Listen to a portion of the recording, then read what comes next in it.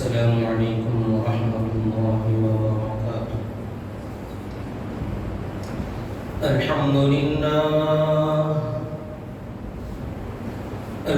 لله نحمده ونستعينه ونستغفره ونؤمن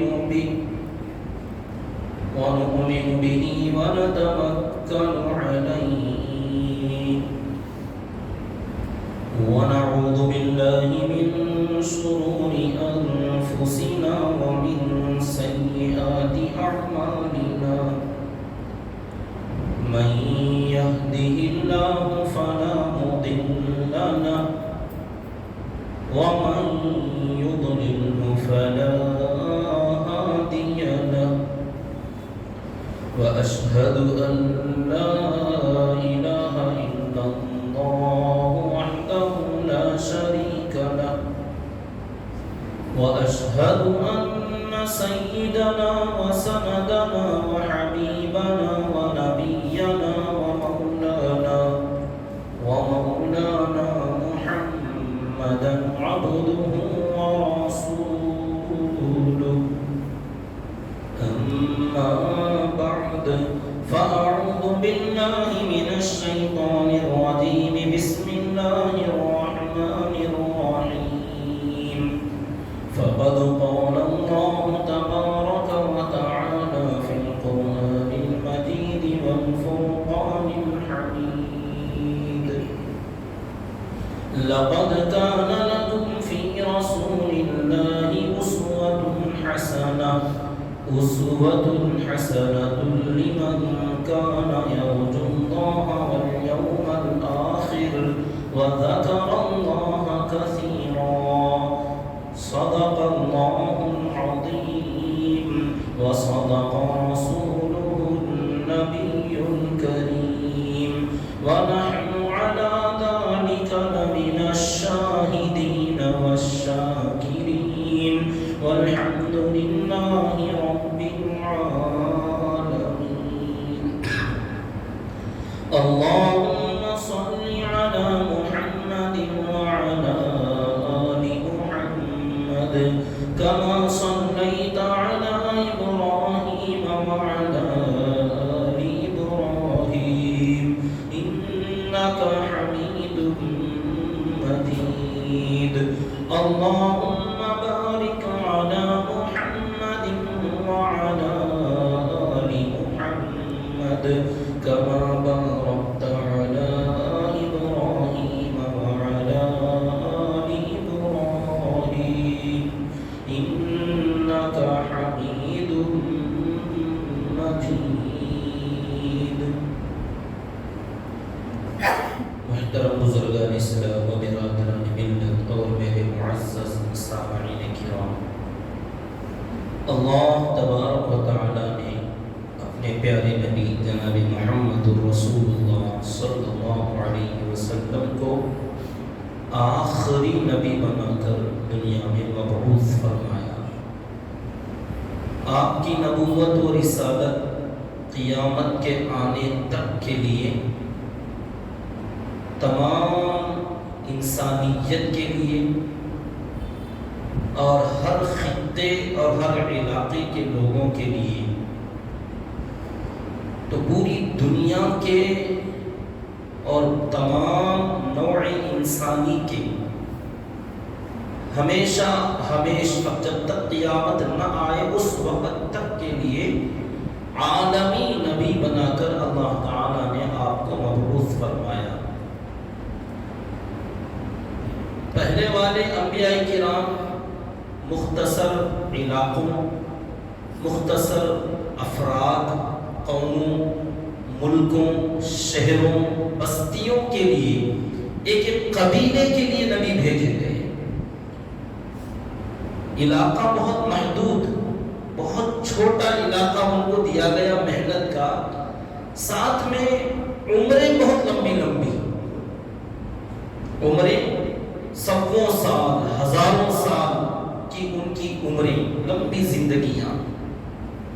ہمارے نبی صلی اللہ علیہ وسلم کو پوری دنیا کا علاقہ دیا گیا اور عمر بہت مختصر.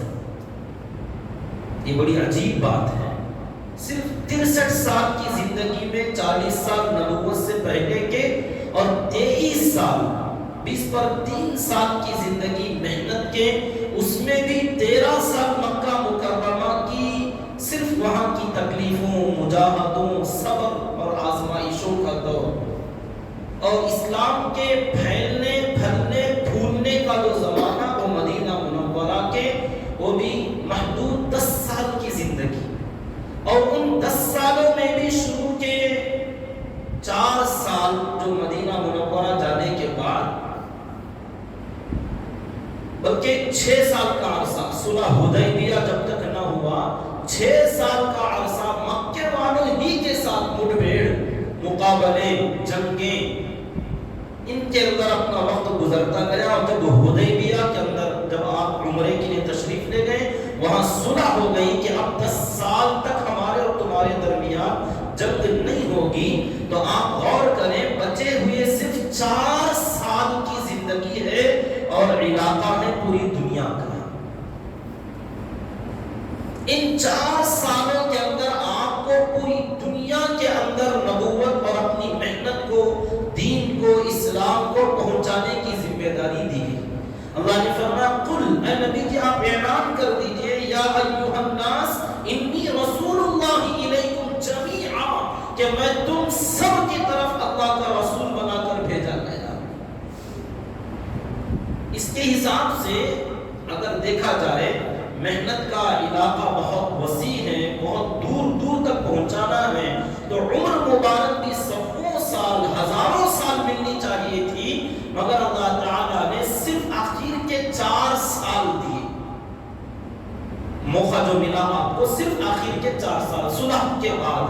اب آپ صلی اللہ علیہ وسلم نے، جو ہمارا سیرت کا سلسلہ چل رہا تھا، یہاں تک بات پہنچی تھی کہ خیبر سے فراغت کے بعد حدیبیہ کے اندر صلح جب ہو گئی، تو کفار مکہ سے، عرب والوں سے تھوڑا امن ملا، اطمینان ملا، تو دوسری طرف خیال کرنے کا موقع ہوا۔ اب آپ نے حضرات صحابہ کرام سے مشورہ فرمایا کہ میرا ارادہ ہے کہ شاہان عالم سے رابطہ کیا جائے، اس ملک کے بلکہ اس دنیا کے، عالم کے جو بادشاہ ہیں، ان شاہوں سے، بادشاہوں سے رابطہ کیا جائے اور ان کو اسلام کی دعوت دی جائے، کیونکہ اگر شاہ، سردار، بادشاہ اگر ایمان میں، اسلام میں داخل ہو جائیں تو الناس علی دین ملوکہم، ایک مقولہ ہے کہ لوگ تو اپنے بڑوں کے دین پر ہوتے ہیں، اپنے پیشواؤں، اپنے سرداروں کے دین پر چھوٹوں کا دین ہوتا ہے، جیسے بڑے چلیں گے ویسے چھوٹے،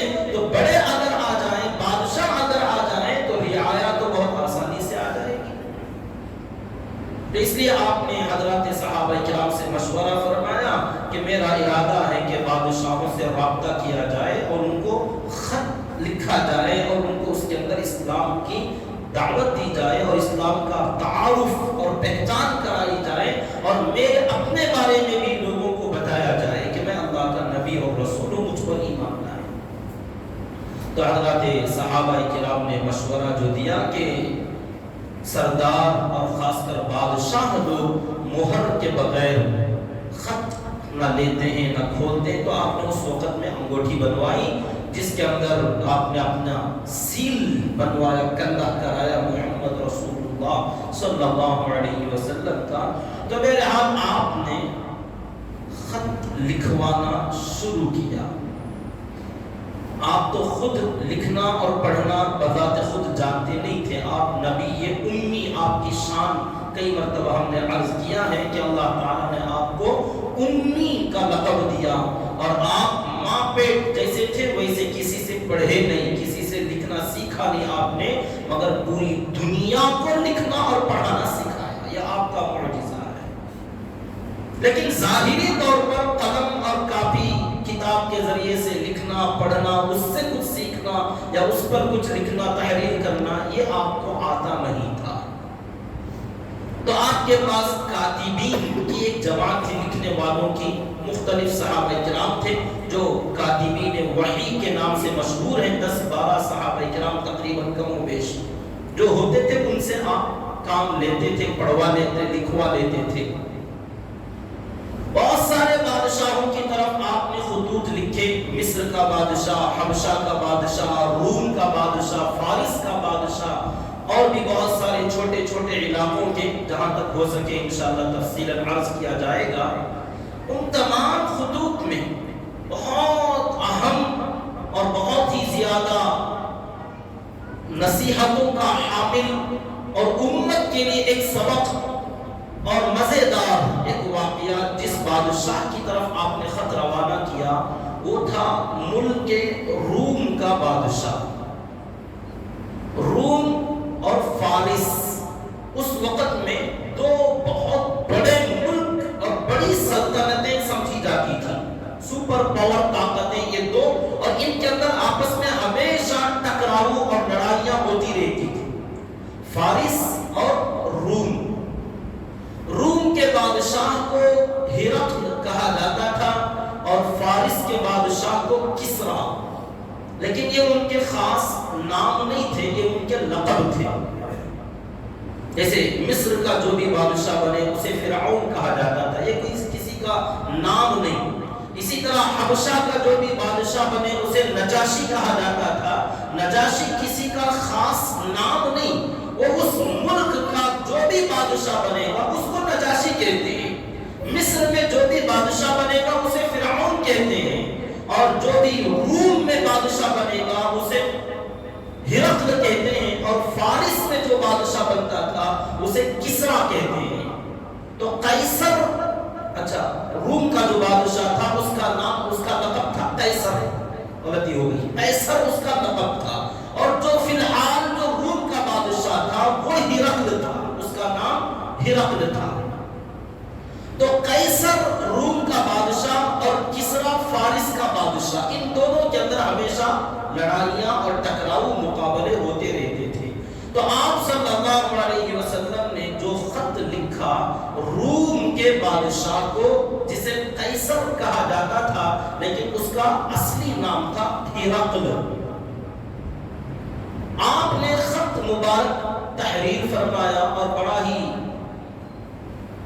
نصیحتوں بھرا، اور ہمارے لیے بھی، قیامت تک آنے والے افراد کے لیے بھی اس خط کے اندر بہت ساری نصیحتیں موجود ہیں، اور بہت ساری سنتیں، عادتیں، طریقے کہ لوگوں سے کیسے بات چیت کرنا چاہیے، وہ ایک نمونہ اس کے اندر موجود ہے۔ خط لکھنے والے کون تھے مجھے یہ تو نہ مل پایا، اگر مزید تحقیق کی جائے تو شاید مل جائے گا۔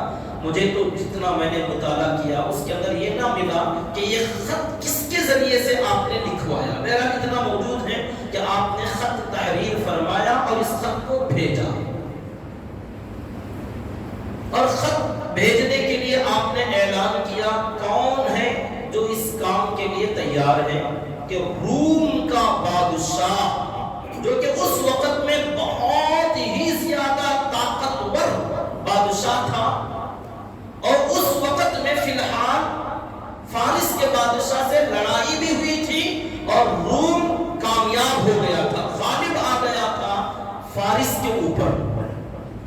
تو گویا فارس سے ٹکرا کر کامیابی جس نے حاصل کی ہے، ایسے بادشاہ کے دربار میں خط لے جانا اور اسے اپنے نبی کا پیغام دینا، اور اس پیغام میں جو ہے وہ سننے کے بعد اس کا ریاکشن کیا ہوگا، وہ کیا کرے گا، وہ کچھ پتا نہیں کہ اتنا بڑا بادشاہ اسے کیا خط بھیجا جا رہا ہے، اور وہ سننے کے بعد، پڑھنے کے بعد اس کا حال کیا بنے گا، اور وہ خط لے جانے والے قاصد، ایلچی، سفیر کے ساتھ کیا پیش آئے گا، کوئی نہیں جانتا تھا۔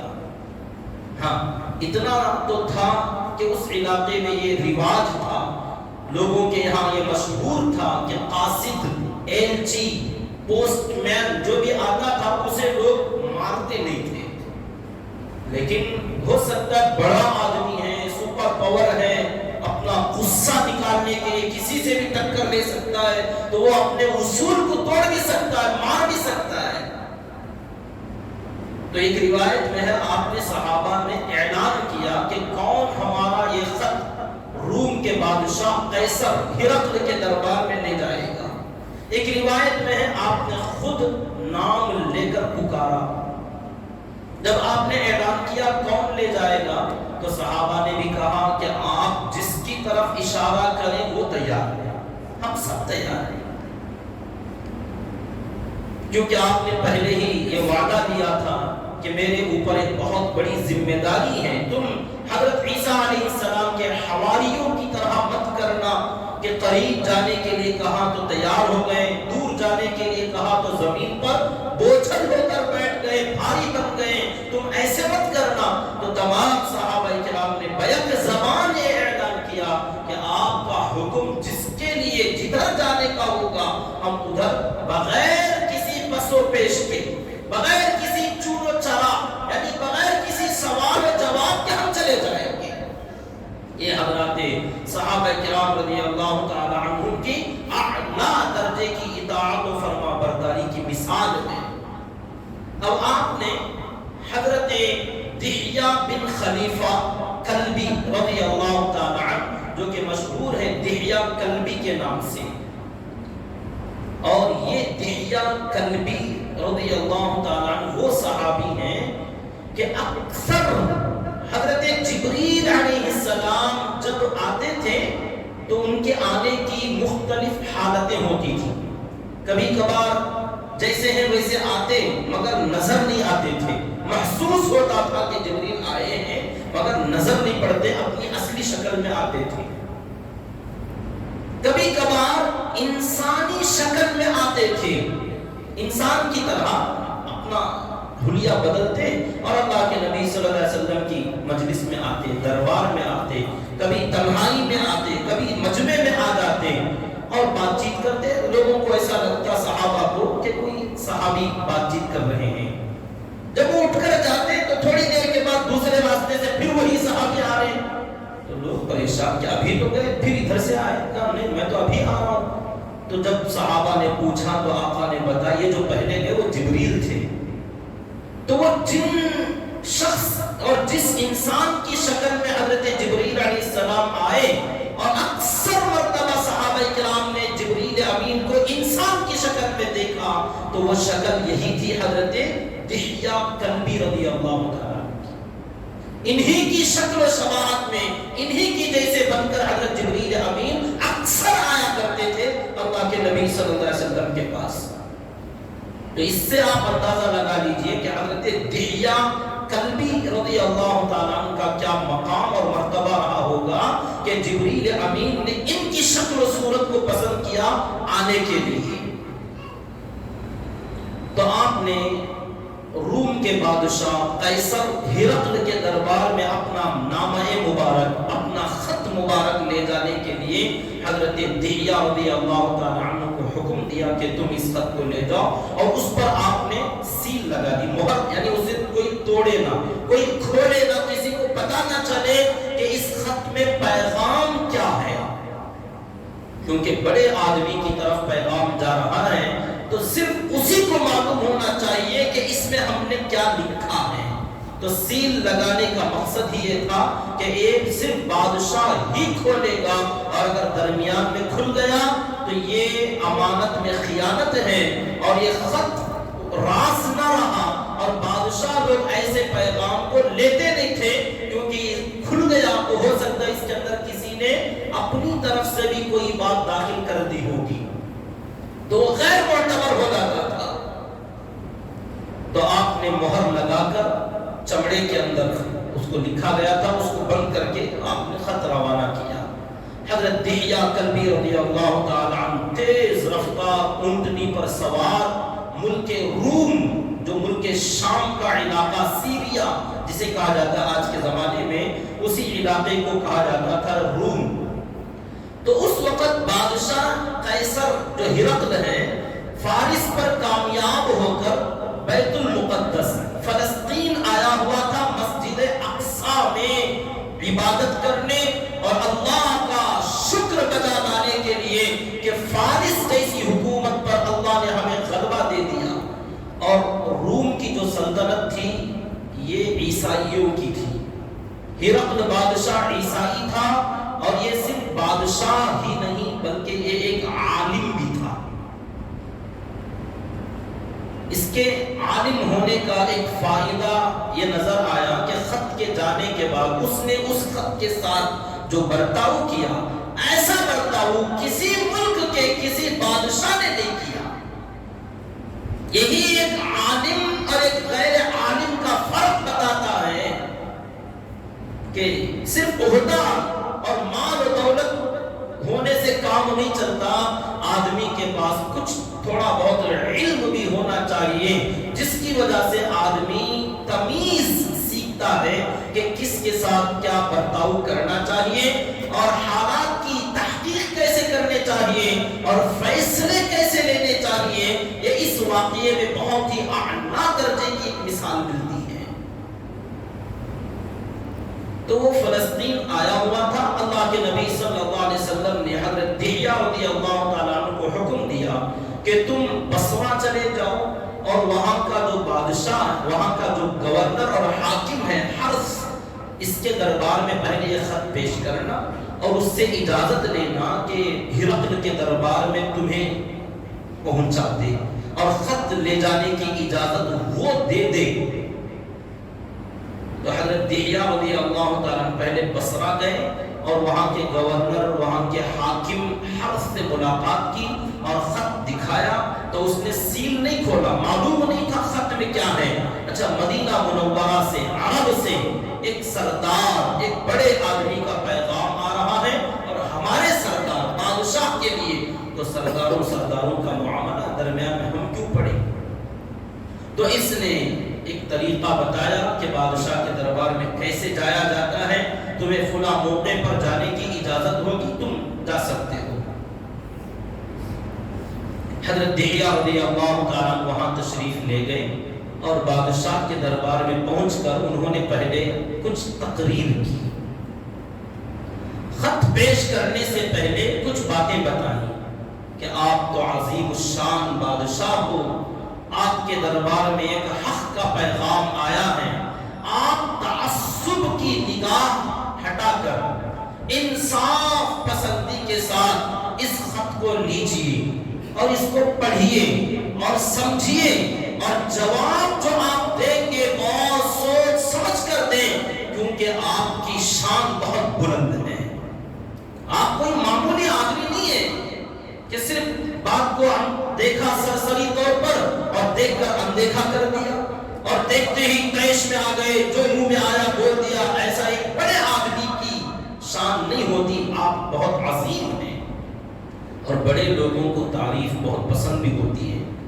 تو بادشاہ ہرقل بہت خوش بھی ہوا اور اس نے خط کو بھی لیا، لیکن پڑھنے سے پہلے، کھولنے سے پہلے اس نے یہ کہا کہ یہ مدینہ عرب، جزیرۃ العرب کا علاقہ ہے، وہاں سے پیغام آیا ہے، پیغام کیا ہے بعد میں دیکھتے ہیں، لیکن اتنا تو پتہ چل گیا کہ کوئی نبی ہے۔ حضرت دحیہ رضی اللہ تعالیٰ نے یہ موٹی موٹی بات پہنچا دی تھی کہ ہمارے سردار، ہمارے پیغمبر ہیں، ہمارے نبی ہیں، انہوں نے آپ کی طرف یہ خط بھیجا ہے۔ تو عیسائی اور یہودی نبی اور رسول کو تو جانتے تھے، کیونکہ ان کے خاندانوں میں، ان کے آبا و اجداد میں انبیاء و رسول ہوئے ہیں، اور نصارہ حضرت عیسیٰ علیہ السلام کو مانتے ہیں اور یہود حضرت موسیٰ علیہ السلام پر یقین رکھتے ہیں۔ تو اس لیے نبوت اور نبی، کتاب، رسول، یہ چیزیں ان کی جانی پہچانے تھیں، اور اس میں ایک عالم ہو تو اور بہت بہتر طریقے سے جانتے ہیں۔ تو ہرقل نے کہا ایک نبی کا معاملہ ہے، پیغمبر کا مسئلہ ہے، تو ہم اس پیغام کو پڑھنے اور سننے سے پہلے اس نبی کے بارے میں پہلے تھوڑا تحقیق کرنا چاہتے ہیں کہ حقیقت میں یہ نبی بھی ہیں کہ نہیں ہیں، ہیں تو کیسے ہیں، کیا ہیں۔ تو دربار میں اعلان کرایا کہ عرب کے علاقے کے کوئی افراد، کوئی لوگ ہمارے اس علاقے میں ہیں، عرب والے ہوں، خاص اس علاقے کے ہوں، تاکہ صاحب البیت ادرا بما فیہ جسے کہتے ہیں کہ علاقے والا، گھر والا، اپنی جگہ والا آدمی بہتر جانتا ہے وہاں کے حالات کے بارے میں۔ تو جب پتہ پتہ کیا تو لوگوں نے بتایا کہ اتفاق کی بات ہے، ملک شام میں اسی وقت صلح ہونے کے بعد ابو سفیان خود ایک قافلے کے ساتھ تجارت کے ارادے سے ملک شام میں آیا ہوا تھا۔ حضرت ابو سفیان رضی اللہ تعالیٰ جو کہ بعد میں جلیل القدر صحابی بنے، لیکن اس واقعے تک بھی ابو جہل کے بعد جنہوں نے سب سے بڑا دشمنی کا رول ادا کیا وہ ابو سفیان تھے۔ بدر کا واقعہ انہی کی وجہ سے پیش آیا، احد میں یہی تھے، خندق میں یہی تھے، حدیبیہ میں یہی تھے، فتح مکہ کے موقع پر بھی یہی، تو ہر جنگ کے میدان میں ابو سفیان کی قیادت۔ تو اب اس موقع پر بھی ابو سفیان روم کے علاقے میں، ملک شام کے علاقے میں اپنے قافلے کے ساتھ موجود۔ لوگوں نے ہرقل بادشاہ کو بتایا تو حکم دیا کہ ان کی پوری جماعت کو حاضر دربار کیا جائے۔ پورا جو ان کا قافلہ تھا تجارت کے غرض سے آیا ہوا، پورے قافلے کو بادشاہ کے دربار میں حاضر کیا گیا۔ تو بادشاہ نے سب سے پہلے جب وہ لوگ آئے تو انہوں نے سجدہ تعظیمی تھا یا جو بھی تھا سجدہ کیا، بادشاہ کی بہت منت سماجت، اس کا احترام سجدہ کر کے ظاہر کیا اور باادب ہو کر کھڑے ہو گئے۔ تو بادشاہ نے سوال کیا، تم میں سے وہ جو نبی ہیں تمہارے علاقے میں، اس کے کوئی قریبی رشتہ دار ہیں؟ رشتہ دار کوئی ہیں؟ اور ہیں تو قریب کا سب سے زیادہ قریبی رشتہ دار کوئی ہے؟ تو ابو سفیان ہی قریبی رشتہ دار بھی تھے، خاندان کے آدمی تھے، کہا میں ہی۔ تو سامنے بلایا اور پوری جماعت کو ان کے پیچھے کھڑا کیا اور کہا اس نبی کے بارے میں تم سے کچھ سوالات کرنا چاہتا ہوں، تحقیق کرنا چاہتا ہوں، جو بھی سوال کیا جائے گا سچ بتانا، ایک لفظ بھی جھوٹ نہ بولنا، ہم جھوٹ برداشت نہیں کرتے۔ بادشاہوں کا مسئلہ۔ ابو سفیان رضی اللہ تعالیٰ عنہ بعد میں حضرت عبداللہ ابن عباس رضی اللہ تعالیٰ عنہما سے جب یہ واقعات گزر گئے، مکہ فتح ہو گیا، جب یہ بھی صحابی بن گئے، صحابہ کرام سے ملاقات ہوئی، تو یہ واقعہ خود یہ بتاتے تھے۔ حضرت عبداللہ ابن عباس رضی اللہ تعالیٰ عنہ کو بڑی تفصیل کے ساتھ بتایا کہ اس موقع پر دشمنی میں بہت آگے تھا اپنے نبی سے، تو مجھے بڑا اچھا موقع ملا تھا کہ روم کے بادشاہ کو مدینے کے خلاف کھڑا کر دیا جائے، اور سوال بادشاہ جو بھی کرے گا میں چاہتا تھا جھوٹ بولوں تاکہ بادشاہ کو غصہ آئے اور وہ فوج کشی کرے یا جو بھی وہ کارروائی کرے، لیکن اپنے نبی کی شکل و صورت، ان کی شباہت، ان کا امیج بگاڑ کر میں پیش کرنا چاہتا تھا، اور یہ بگاڑنا اسی وقت میں ممکن تھا جبکہ جھوٹ بولا جائے، سچ میں بات بگڑنے کی نہیں تھی، کیونکہ کوئی خرابی تھی ہی نہیں، سچ بولا جائے تو اس میں کیا خرابی نکل آئے گی۔ تو ابو سفیان رضی اللہ تعالیٰ کہتے ہیں میں چاہتا تھا کہ جھوٹ بولوں، لیکن بادشاہ نے بھی ایسی چال چلی، سب کے سامنے کھڑا کیا اور کہا جھوٹ نہ بولنا، اور پوری جماعت کو ان کے پیچھے کھڑا کیا، ان کے ساتھ جو قافلہ تھا سب کو پیچھے کھڑا کیا اور سب لوگوں سے کہا میں جو بھی پوچھوں گا یہ جواب دیں گے، اگر جھوٹ بولے تو تم مجھے بتا دینا۔ پھنس گئے، اب وہ تو پیچھے ہیں، اگر سامنے ہوتے تو آنکھوں میں اشارے کر لیتے، اب یہ اکیلے سامنے، پوری جماعت پیچھے، اگر جھوٹ بولا پیچھے سے کسی نے اشارہ کر دیا تو جان پر بات بن جائے گی، تو بڑے برے پھنسے۔ لیکن پھر بھی میں چاہ رہا تھا کہ کسی نہ کسی طرح توڑ موڑ کر ہی صحیح کوئی نہ کوئی ایک آدھ بات غلط کروں گا۔ تو اب بادشاہ نے جو سوالات شروع کیے، سب سے پہلے یہ پوچھا کہ یہ جو تمہارے علاقے میں نبی کے بارے میں بات چل رہی ہے، یہ آدمی، ان کا حسب، نسب، خاندان کیسا ہے، ان کے آبا و اجداد کیسے ہیں؟ تو ابو سفیان کا اپنا خاندان تھا، وہی کہہ کر آئے تھے کہ میں ان کا قریبی رشتہ دار ہوں، تو اب خاندان کے بارے میں کچھ الٹا سیدھا تو نہیں بول سکتے، اور تھا بھی ایسا ہی خاندان، تو کہا خاندان بڑا زبردست، شریف النسب اعلی حسب، ایسا خاندان کہ پورے جزیرت العرب میں قریش، اور قریش میں بنو ہاشم، اور بنو ہاشم میں بنو عبد المطلب، یہ بہت ہی اعلیٰ درجے کا خاندان ہے، اس سے بہتر اور اس سے بڑا خاندان پورے جزیرت العرب میں نہیں، تو خاندان بہت اچھا ہے۔ تو اس میں کیا غلطی نکال سکتے؟ ایک چیز تو بتا دی کہ خاندان بہت بہتر ہے۔ تو ہرقل بادشاہ نے پوچھا اچھا یہ بتاؤ کیا تمہارے یہ نبی صاحب جو ہیں ان کے باپ داداؤں میں کوئی بادشاہ گزرے ہیں کہ اس علاقے میں وہ بادشاہ تھے؟ کبھی بھی پورے باپ دادا کی ہسٹری میں بتاؤ وہ کوئی ان کا بادشاہ تھا ان کے آبا و اجداد میں؟ نہیں۔ اب یہ انہوں نے سوچا کہ شاید یہ ان کے خلاف باتیں جائیں گی کہ بادشاہ، کیونکہ بادشاہ کی بات کر رہا ہے، اب ہم یہ کہیں کہ بادشاہ کوئی نہیں تھا تو یہ چھوٹے بن جائیں گے کہ ایسے ہی معمولی خاندان کے ہیں، لیکن بادشاہ کس مقصد کے لیے سوال کر رہا تھا یہ ان کو سمجھ میں بعد میں بات آئی، فی الحال تو نہیں تھا۔ تو بادشاہ نے پوچھا ان کے باپ دادا میں کوئی بادشاہ گزرے؟ بادشاہ کوئی نہیں۔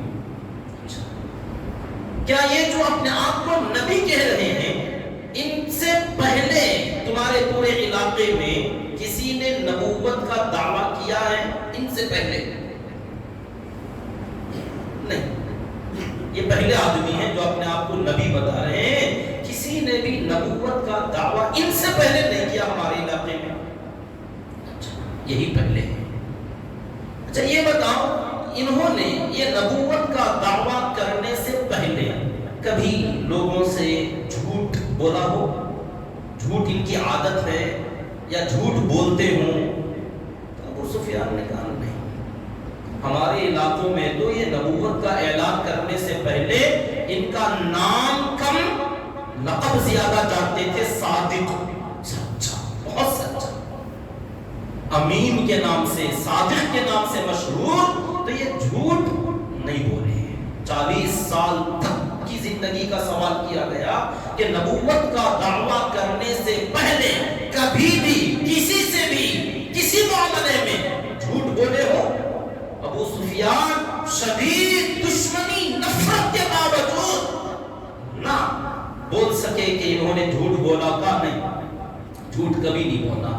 تو نسب اعلیٰ، بادشاہ ان کے آبا و اجداد میں کوئی نہیں، نبوت کا دعویٰ کسی نے نہیں کیا، اور انہوں نے جھوٹ کبھی نہیں بولا۔ اب اس کے بعد کچھ اہم سوالات تھے، یہ پوچھا کہ ان کی پیروی کرنے والے لوگ جو یہ بلاتے ہیں تو ان کی بات ماننے والے اور ان پر ایمان لانے والے وہ کیسے لوگ ہیں؟ کیا شرفاء قوم ہے یا ضعفاء قوم؟ یعنی مالدار لوگ زیادہ جاتے ہیں ان کی دعوت پر یا غریب لوگ جاتے ہیں؟ تو ابو سفیان نے فیٹ سے کہا ساتھ قریب سب ایسے ہیں جن کی کوئی عزت نہیں، کوئی احترام نہیں، کوئی مقام نہیں، پورے غریب لوگ ہی ان کی بات مانتے ہیں۔ اب ہمارے جیسے سردار، رؤساء، بڑے لوگ ان سے بہت دور ہیں، اللہ ماشاء کچھ ہے دو چار، لیکن اکثروں کی تعداد غریبوں کی ہے۔ اچھا یہ بتاؤ جو ان کے اوپر ایمان لانے والے ہیں ان کی تعداد روز بڑھ رہی ہے یا گھٹ رہی ہے؟ ہاں یہ تو ہے، دن بدن بڑھتے جا رہے ہیں، یہ پھیلتے جا رہے ہیں لوگ۔ اچھا یہ بتاؤ کہ جتنے لوگ ان پر ایمان لائے ان میں سے کسی نے ایمان سے ہٹ گیا ہو، مرتد ہو گیا ہو، کلمہ پڑھنے کے بعد ان کو چھوڑ کر چلا گیا ہو، ایسے بھی کوئی ہے؟ نہیں، جو جاتا ہے وہ مر جاتا ہے، آتا نہیں واپس، وہ پتہ نہیں کیا ہو جاتا ہے، جو چلا گیا ایک بھی واپس نہیں آتا، تو ان کا دین کوئی چھوڑتا نہیں۔ پھر پوچھا اچھا تمہاری کبھی ان سے لڑائی بھی ہوئی؟ ہاں ہوئی ہے۔ لڑائی کا حال کیا رہا؟ وہ تم پر غالب آتے یا تم ان پر؟ کا یہ مسئلہ برابر کا 50-50، آدھا آدھا۔ بدر میں وہ کامیاب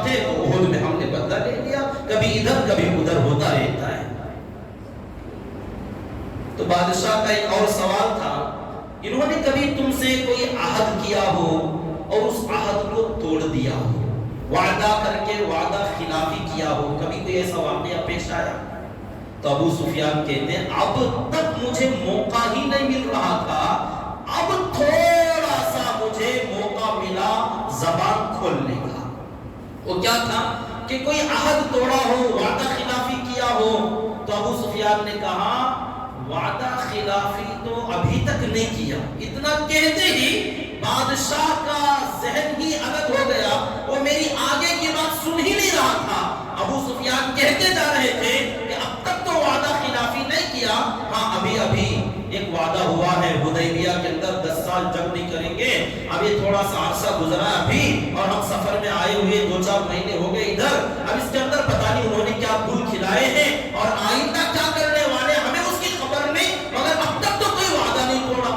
تو ابو سفیان بعد میں کہتے کہ اتنا لمبا میں بول رہا تھا لیکن بادشاہ میری طرف دھیان ہی نہیں دے رہا تھا، وہ میری اتنی لمبی بات سنا ہی نہیں کہ جو میں نے کہا کہ ایک وعدہ ہوا ہے، اب تک ہم سفر میں ہیں، اس کے اندر انہوں نے کیا کیا پتہ نہیں اور آئندہ کیا کریں گے اس کی بھی خبر نہیں، لیکن اب تک تو کوئی وعدہ نہیں توڑا۔ تو بادشاہ کے یہ اہم 9 سوالات تھے جو اس نے پوچھا۔ اس کے بعد ایک آخری اور سب سے اہم 10واں سوال تھا کہ یہ بتاؤ کہ وہ اپنے ماننے والوں سے کیا چاہتے ہیں، جو ان کا کلمہ پڑھ لیں، جو ان پر ایمان ڈالیں، ان سے وہ کیا مطالبہ کرتے ہیں، ان کے ڈیمانڈز کیا ہیں، کیا پوچھتے ہیں اپنے لوگوں سے۔ کہا وہ بڑی عجیب بات ہے، وہ کہتے ہیں کہ اپنے باپ داداؤں کے خدا، جو ہمارے پرانے آبا و اجداد کے خدا ہیں، بت ہیں، ان بتوں کو سجدہ مت کرو۔ کیسی عجیب بات ہے کہ بتوں کو سجدہ کرنے سے منع کرتے ہیں، اور وہ کہتے ہیں صرف ایک اللہ ہے، ایک اللہ کی عبادت کرو، اور اس کے ساتھ کہتے ہیں دن میں 5 وقت نماز پڑھو، اپنے مال میں سے شریعت کے مطابق زکوٰۃ ادا کرو، اور وہ کہتے ہیں زنا مت کرو، چوری مت کرو، جھوٹ مت بولو، اور اپنے رشتہ داروں کا، پڑوسیوں کا اچھا خیال کرو۔ اب یہ تمام تعلیمات گویا عیب ہے جو بتا رہے ہیں کہ وہ یہ تعلیم دیتے ہیں کہ باپ داداؤں کے خداؤں کا انکار کراتے ہیں، بتوں کے سامنے سجدہ کرنے سے منع کرتے ہیں، نماز، روزہ، زکوٰۃ اور زنا سے پرہیز، چوری کرنے سے منع، جھوٹ بولنے سے منع، رشتہ داروں، پڑوسیوں، یتیموں، مسکینوں، محتاجوں، مسافروں سب کا خیال، خبر گیری، یہ ان کی تعلیمات ہیں۔ تو اس کے بعد یہ جو ایک عالم تھا ہرقل بادشاہ، بڑا سمجھدار، سمجھ بوجھ والا آدمی تھا، اب اس نے اپنا جواب دینا شروع کیا، اور یہ جو بات چیت ہو رہی تھی ڈائریکٹ بالمشافہ نہیں تھی، کیونکہ بادشاہ کی زبان الگ، ابو سفیان کی زبان الگ، ان کی زبان عربی، اور بادشاہ ان کی زبان پتہ نہیں کون سی تھی، فارسی وغیرہ۔ تو بادشاہ نے ایک ترجمان کے ذریعے سے، درمیان میں ٹرانسلیشن کے لیے ایک آدمی کو رکھا ہوا تھا، ترجمان کے ذریعے سے بات چیت ہو رہی تھی، سوال و جواب ہو رہا تھا۔ تو اب بادشاہ نے کہنا شروع کیا جو میں نے تم سے پوچھا، جو تحقیق میں نے کی، اس کا خلاصہ یہ نکلتا ہے کہ ایک ایک سوال کا جواب بادشاہ نے یہ دیا، میں نے سب سے پہلے اس نبی کا حسب و نسب تم سے جانا، اور تم نے جواب میں کہا بہت اعلیٰ نسب کے ہیں، خدا کی قسم دنیا میں جتنے نبی آئے سب کے نسب اعلیٰ تھے،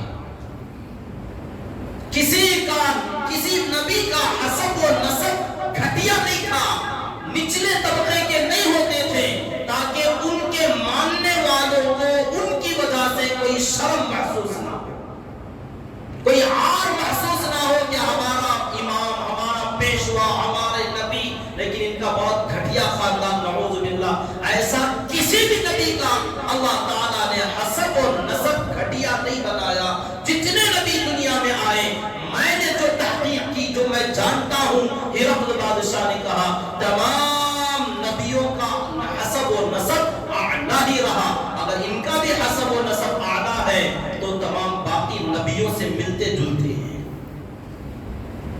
پھر کہا کہ ان کے آبا و اجداد میں کوئی بادشاہ نہیں گزرے؟ تم نے جواب دیا کوئی بادشاہ نہیں تھے۔ تو اس سے بات سمجھ میں آتی ہے کہ انہوں نے جو نبوت کا دعویٰ کیا ہے یہ کوئی اپنے باپ دادا کی وراثت واپس لینے کے لیے نہیں کیا۔ اگر کوئی نبی ان کے خاندان میں باپ داداؤں میں کوئی بادشاہ گزرا ہوتا، اس کی سلطنت چھن گئی ہوتی، ابھی بھی ان کی اولاد میں، ان کی سنتان میں، ان کے سپوت میں سے کوئی کھڑا ہوا ہے اور وہ یہ کوشش کر رہا ہے نبوت کا دعویٰ کر کے لوگوں کو اپنی طرف بلا کر کہ پھر سے میں وہ بادشاہ بن جاؤں، اپنے باپ دادا کی کھوئی ہوئی سلطنت کو واپس لے لوں، اس کے لیے وہ کوشش کر رہا ہے، یہ بات سمجھ میں آ سکتی تھی۔ لیکن تم نے کہا ان کا کوئی بادشاہ نہیں گزرا، تو اس سے بھی معلوم ہوتا ہے ان کا مقصد سچا ہے۔ پھر تم نے یہ کہا کہ ان سے پہلے کسی نے نبوت کا دعویٰ نہیں کیا، تو اس سے بھی معلوم ہوتا ہے یہ کسی کی دیکھا دیکھی تقلید نہیں کرنے کہ فلاں نے نبوت کا دعویٰ کیا تھا اور وہ بہت بڑا بن گیا تو میں بھی اسی طریقے سے اپنی پارٹی کھڑا کروں گا، میں بڑا بن جاؤں گا۔ تو یہ کسی کی تقلید میں نبوت کا دعویٰ نہیں کر رہے۔ اس سے بھی بات سمجھ میں آتی ہے کہ یہ سچے ہیں اور سچ بول رہے ہیں۔ چوتھی بات میں نے پوچھا تھا کہ انہوں نے کبھی جھوٹ بولا، تو تم نے کہا کبھی نہیں بولا۔ تو جو بندہ دنیا کے معاملات میں انسانوں سے جھوٹ نہیں بولا، وہ رب کے بارے میں جھوٹ کیا بولے گا؟ دنیا کے معاملات میں اس نے جھوٹ نہیں بولا، یہ تم کہتے ہو، تو تھوڑا سوچو تو صحیح، وہ رب کے بارے میں جھوٹ کیوں بولے گا؟ آدمی جھوٹ بولتا ہے دو چار پیسے کمانے کے لیے، تھوڑا سا عہدہ پانے، تھوڑا سا نفع کمانے، کوئی اپنی ضرورت پوری کرنے کے لیے۔ یہ بندہ تو ایسا ہے کہ اس نے دنیا کے معاملات میں انسانوں کے بارے میں جھوٹ نہ بولا، تو رب کے بارے میں جھوٹ بول نہیں سکتا۔ تو ابو سفیان کہتے میں حیران تھا، میری ہر بات اس کے فیور میں پلس پوائنٹ بنتا جا رہا تھا۔ میں تو یہ سوچ رہا تھا کہ ان کے خاندان میں کوئی بادشاہ نہیں تو شاید بادشاہ ناراض ہو جائے گا، لیکن اس نے تو الٹا کہا کہ بادشاہ نہیں تو مطلب نبوت سچی۔ تو ہر چیز کے بارے میں بادشاہ نے کہا کہ ان کی پیروی کرنے والے لوگ ضعفاء ہیں، کمزور ہیں، غریب ہیں، مالدار لوگ ان کے پیچھے نہیں جاتے۔ تم نے بتایا میں نے جتنے نبیوں کے بارے میں پڑھا ہے، آسمانی کتابوں کا جو علم میرے پاس ہے، اس کی روشنی میں میں جانتا ہوں ہر نبی اپنے علاقے میں، اپنے زمانے میں جب بھی آئے تو سب سے پہلے نبی کی بات کو ماننے والے غریب ہی تھے، کمزور ہی تھے، مسکین لوگ ہی تھے۔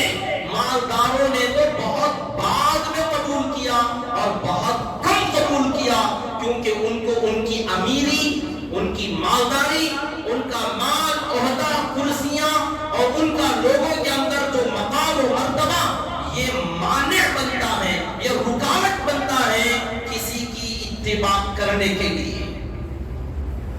ہر نبی کے ساتھ یہی معاملہ پیش آیا، اگر ان کے ساتھ بھی ایسا ہی پیش آ رہا ہے تو یہ بھی اشارہ اس بات کی طرف ہے کہ جیسے پہلے والے نبی گزرے ہیں، یہ بھی انہی کی طرح سچے نبی لگتے ہیں۔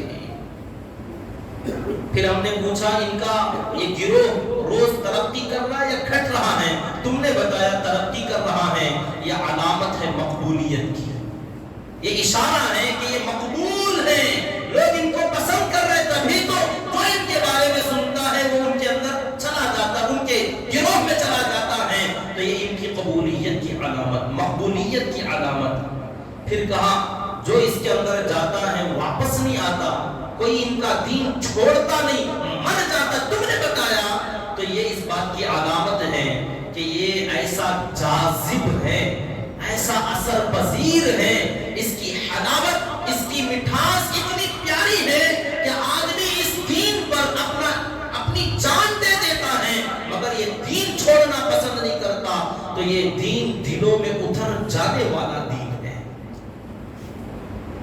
بادشاہ ہر بات کا جواب دیتا گیا، پھر یہ کہا لڑائی ہوئی اور کبھی وہ تم پر غالب اور تم ان پر غالب آئے۔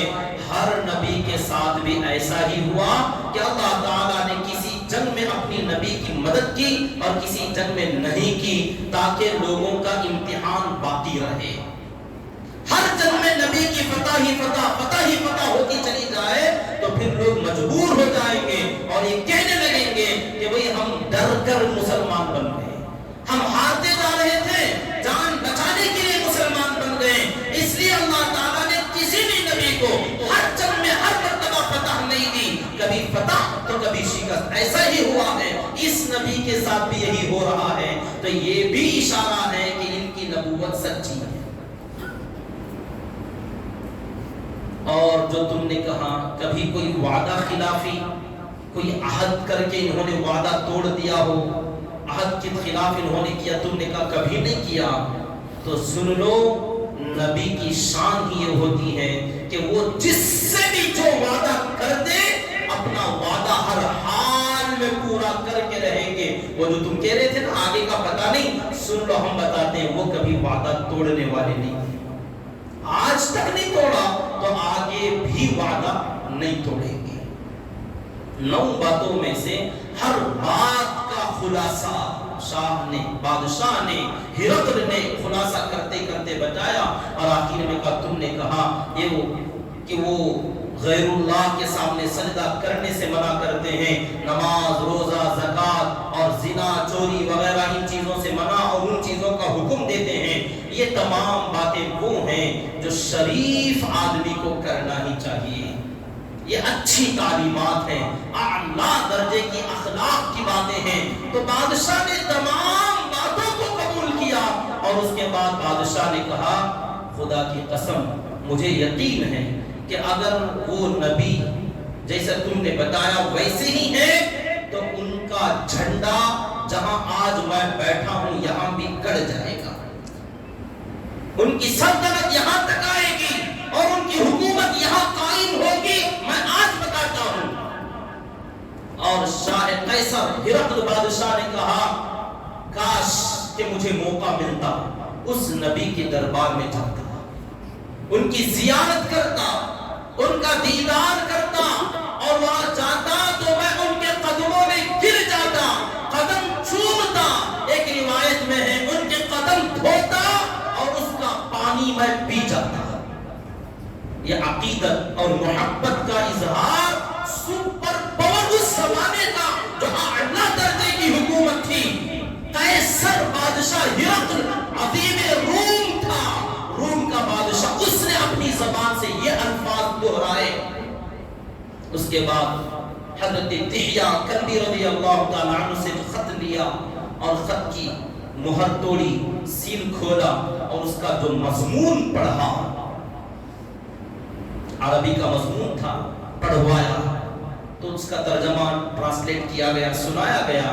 اللہ کے نبی صلی اللہ علیہ وسلم نے جو خط لکھا تھا بڑا پیارا مضمون. سب سے پہلے خط کھولتے ہی بسم اللہ الرحمن الرحیم, ایک ایک لفظ کے اندر حضرات علماء کرام نے پوائنٹس نکالے, نکتے نکالے کہ ہمارے نبی نے ایسے لکھا, یہ لکھا, تو اس میں امت کے لیے کیا پیغام ہے.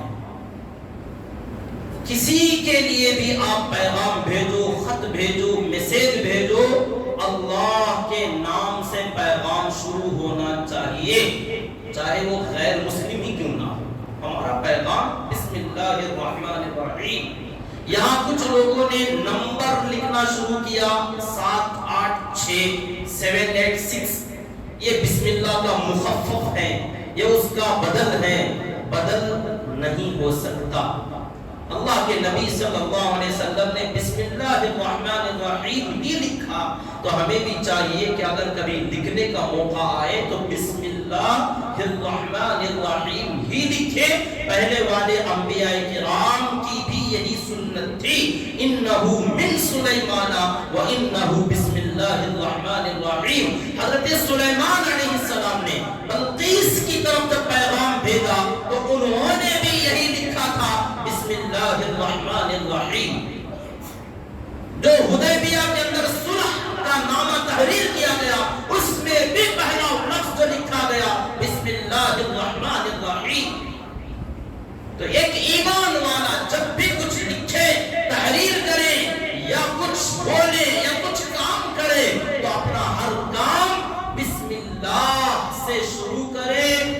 کل امر ذی بال لم یبدأ ببسم اللہ فہو اقطع فہو ابتر، کہ جو کام بھی اللہ کے نام کے بغیر شروع کیا جائے گا وہ ادھورا رہے گا، نامکمل رہے گا، ناقص رہے گا۔ یہ خود اللہ کے نبی صلی اللہ علیہ وسلم کا فرمان ہے۔ تو آقا نے اپنے خط کی شروعات بھی بسم اللہ سے کی۔ اب کوئی آدمی یہ خیال کرے کہ غیروں کے پاس جا رہا ہے، وہ اس کو ادب کریں گے کہ اس کا نہیں، یا اس کو پھاڑ دیں گے یا کوڑا دان میں ڈال دیں گے، یہ ان کا مسئلہ ہے۔ ہم نے تو تعظیم کے ساتھ لکھا، ادب کے ساتھ لکھا، روانہ کرنے تک ہماری ذمہ داری تھی۔ آگے انہوں نے احترام کیا کہ نہ کیا، انہوں نے اس کو کیسے برتاؤ کیا وہ جانے۔ اگر ہمارے سامنے ہوگا تو ہم اس کی تعظیم کریں گے، اگر ہمارے سامنے نیچے گرا ہو تو ہم اٹھائیں گے، آنکھوں سے لگائیں گے، چومیں گے، پوزا دیں گے، پاک کو صاف کریں گے، جہاں تک ہم تعظیم کر سکتے کریں گے۔ لیکن دوسروں سے تعظیم مجبوراً کرائیں، یہ ہمارے بس کی بات نہیں کہ زبردستی کسی سے تعظیم کرائیں، یہ ہمارا مسئلہ ہے۔ ہم اس کو چاہتے ہیں، ہم اس کو جانتے ہیں۔ دوسرا بندہ جو جانتا نہیں، چاہتا نہیں، وہ ناقدری کرے تو وہ اس کا عذر ہے۔ تو اس لیے اس عذر کی وجہ سے اللہ کا نام لکھنے سے پرہیز کرنا یہ مناسب نہیں ہے۔ پھر آپ نے دوسرا جملہ لکھا بسم اللہ الرحمن الرحیم کے بعد من محمد رسول اللہ، یہ خط محمد رسول اللہ صلی اللہ علیہ وسلم کی طرف سے ہے، الی ہرقل، ہرقل بادشاہ کی طرف، عظیم الروم، روم کے بادشاہ کے دربار میں۔ یہ اللہ کے نبی صلی اللہ علیہ وسلم کے تحریر کرائے ہوئے الفاظ تھے، من محمد رسول اللہ الی ہرقل عظیم الروم۔ یہاں حضرات علماء نے ایک نقطہ نکالا کہ جب تم کسی سے خط و کتابت کر رہے ہو، اور آج کے زمانے میں فون پر آپ کسی سے کانٹیکٹ کر رہے ہو، تو اخلاق، انسانیت، ایک پڑھا لکھا آدمی ہونے کا ثبوت دینا چاہیے۔ وہ یہ کہ اگر آپ کسی اننون آدمی کو، انجانے آدمی کو کال کر رہے ہو، وہ آپ کو جانتا نہیں، یا آپ کا نمبر اس کے پاس نہیں ہے، یا پہلی مرتبہ آپ کا ان سے تعلق ہو رہا ہے، ایسی صورت، یا کبھی بھی کسی بندے سے آپ کانٹیکٹ کرو، فون لگاؤ، تو اخلاق کی بات یہ ہے کہ آپ سب سے پہلے تو اللہ کا نام، السلام علیکم، یہاں سلام کی بات ہے، سلام کر دیں، اللہ کا نام سے بات شروع ہوگی، السلام قبل الکلام، اس کے بعد فوراً آپ کی ذمہ داری ہوگی، جس نے کال کیا ہے، جس نے کانٹیکٹ کیا ہے، یہ سب سے پہلے اپنا تعارف کرائیں، بتائیں کہ میں فلاں آدمی فلاں بات کر رہا ہوں، کیا یہ آپ ہی ہیں؟ ہوتا یہ ہے کہ لوگ، جیسے میرے ساتھ کئی مرتبہ ہوا ہے، لوگ فون کرتے ہیں، کون تمہیں؟ جی بات یار، تم نے فون کیا اور ہم سے پوچھتے کون ہو؟ آپ نے کیا، پہلے اپنا تعارف تو کرو، آپ کون ہو یہ بتاؤ، بعد میں ہم بتائیں گے۔ کیا ضروری کہ خواہ مخواہ آپ ہم سے کانٹیکٹ کرو اور ہم سے آپ پوچھو کہ آپ کون ہیں؟ لوگ اکثر ہی کرتے، کسی سے بھی فون کر دیا، کون تمہیں؟ سامنے والے کو پوچھ بیٹھے، پہلے آپ کون ہیں یہ بتاؤ، پھر اس سے پوچھو ہم فلاں آدمی ہیں، فلاں آدمی سے بات کرنا چاہ رہے تھے کہ یہ آپ ہی ہیں۔ اب ادھر سے اخلاق کی بات ہے، آپ نے اتنا اچھا انداز اختیار کیا، یقیناً آگے کا جواب بھی آپ کو اچھا ہی ملے گا۔ اگر صحیح ہے تو صحیح میں جواب دے گا، رانگ ہے تو بتا دے گا، نہیں آپ نے غلط لگایا، یہ فلاں آدمی کا نمبر نہیں۔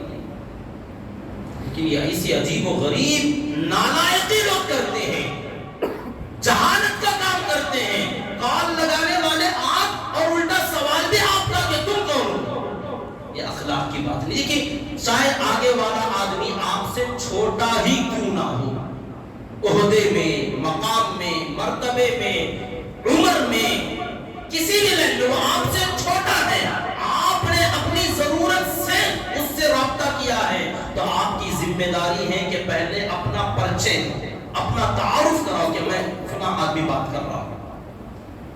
بعض لوگ نخرے کرتے ہیں، میں کون بولا ہوں؟ یہ کوئی عالم الغیب تھوڑی ہے بیچارہ، پہچانو مجھے، دیکھیں گے کہ کوئی آپ انتاکشری کھیل رہے ہو، کوئی آپ اس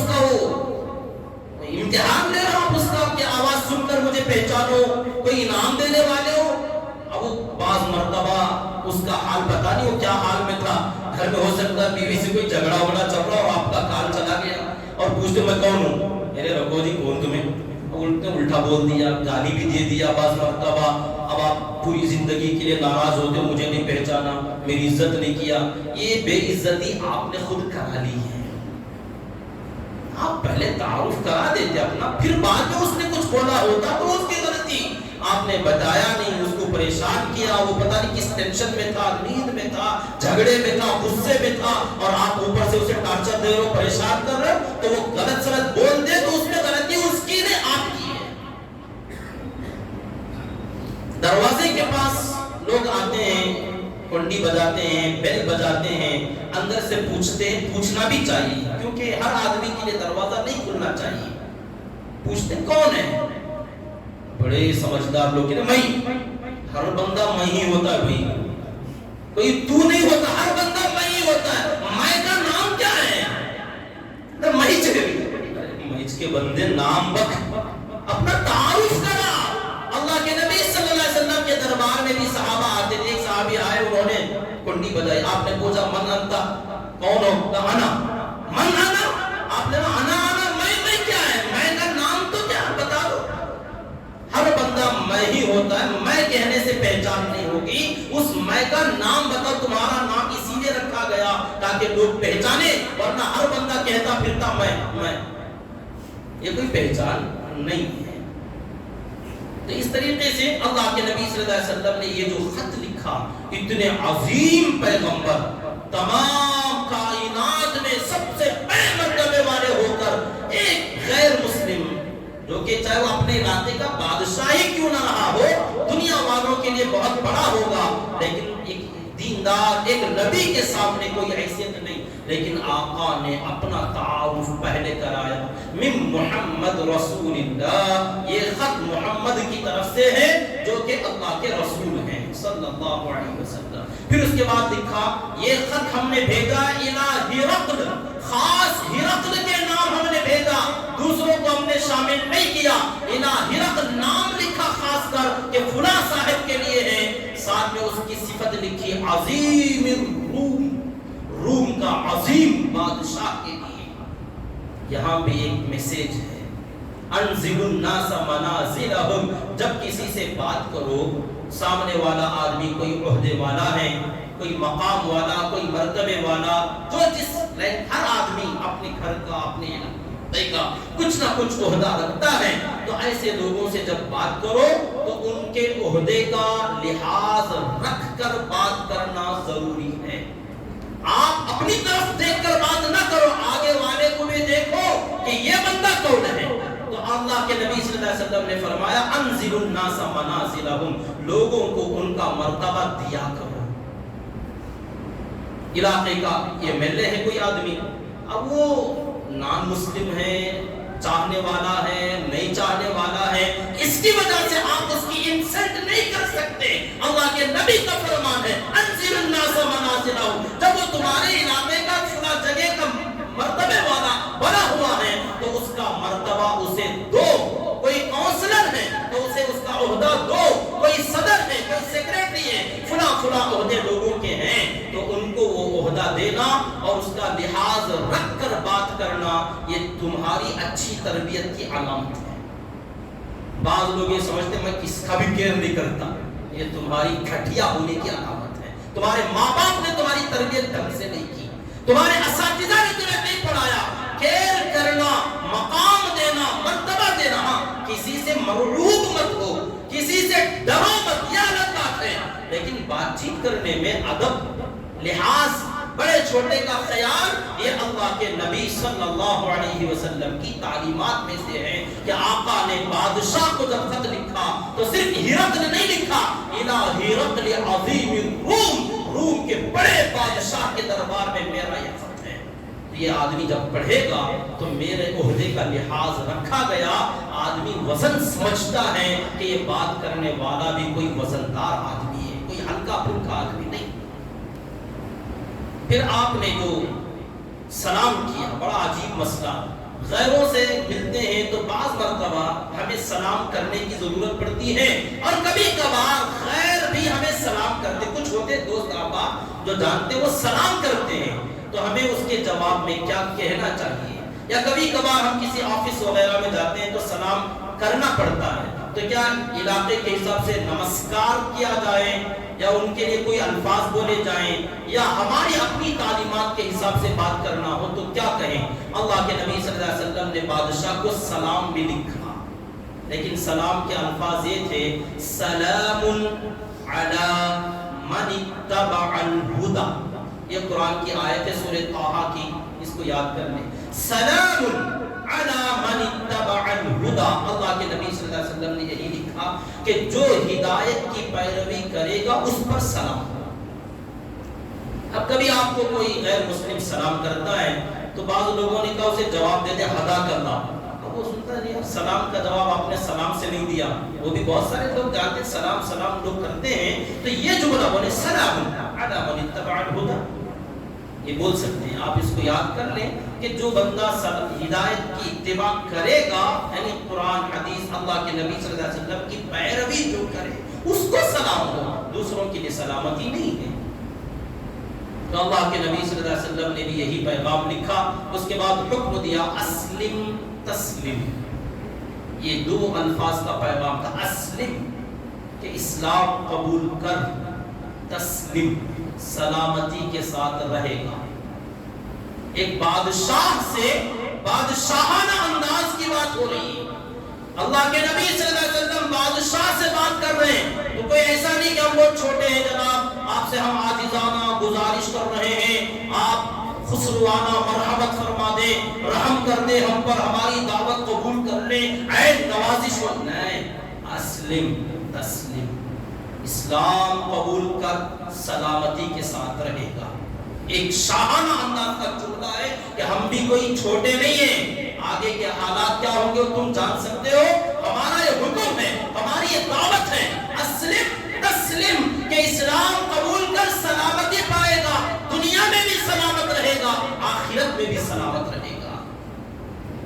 پھر آقا نے فرمایا، اچھا اس سے پہلے جملہ تھا اما بعد فإنی ادعوک بدعایۃ الاسلام، کہ میں تمہیں اسلام کے کلمے کی طرف دعوت دیتا ہوں. یہ جملہ آپ نے فرمایا.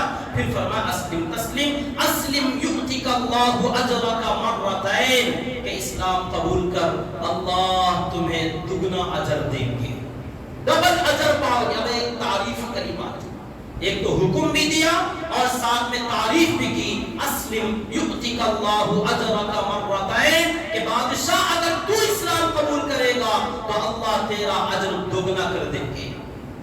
کیونکہ حضرت عیسیٰ علیہ السلام پر ایمان ہے اور مجھ پر ایمان لاؤ گے تو دو نبیوں پر ایمان لانے کا تمہیں اجر اور ثواب ملے گا. فإن تولیت، پھر وعید بھی سنائی، اگر نہیں مانو گے، میری دعوت کو ٹھکرا دو گے، فإن علیک اثم الأریسیین، تو تمہارا گناہ بھی تم پر اور تمہاری ساری قوم جو تمہارے پیچھے ہیں ان سب کا وبال تم پر آئے گا. اتنا پیغام اللہ کے نبی صلی اللہ علیہ وسلم نے بادشاہ کو دیا. اس کے بعد ایک جملہ تھا جو باقی قوم کے لیے بھی تھا. انشاءاللہ اگر زندگی باقی رہی اگلا جمعہ عرض کر لیں گے. اللہ تعالیٰ سے دعا کریں کہ اللہ تعالیٰ کے پیارے نبی صلی اللہ علیہ وسلم کی ان تعلیمات کے اندر جو ہمارے لیے بہترین سبق ہے، ایک میسیج ہے، اسے ہمیں حاصل کرنے اور اپنے پیارے نبی صلی اللہ علیہ وسلم کی سیرت طیبہ کو جان کر امت میں اور دنیا میں اسے عام کرنے کی اللہ ہمیں توفیق عطا فرمائے. آمین. وآخر دعوانا الحمدللہ رب العالمین. آپ حضرات سے گزارش ہے جاتے ہوئے مسجد کے اخراجات کے لیے خوب دل کھول کر تعاون کرتے ہوئے جائیں. جو حضرات سنت نہیں پڑھے وہ سن